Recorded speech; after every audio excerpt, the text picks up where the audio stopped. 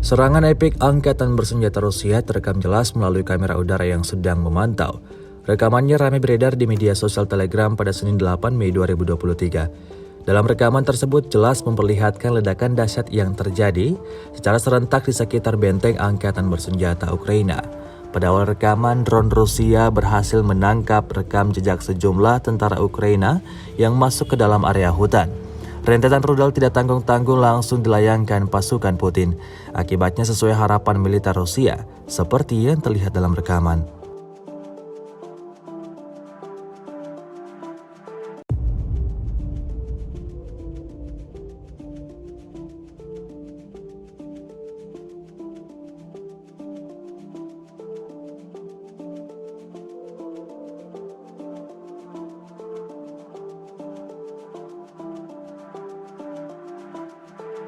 Rusia melaporkan 418 pesawat Ukraina, 230 helikopter, 4.027 kendaraan udara tak berawak, 421 sistem rudal anti pesawat dieliminir sejak awal operasi khusus.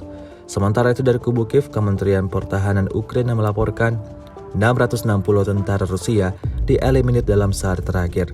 Total 194.430 prajurit Federasi Rusia meninggal sejak awal konflik hingga hari ke-438.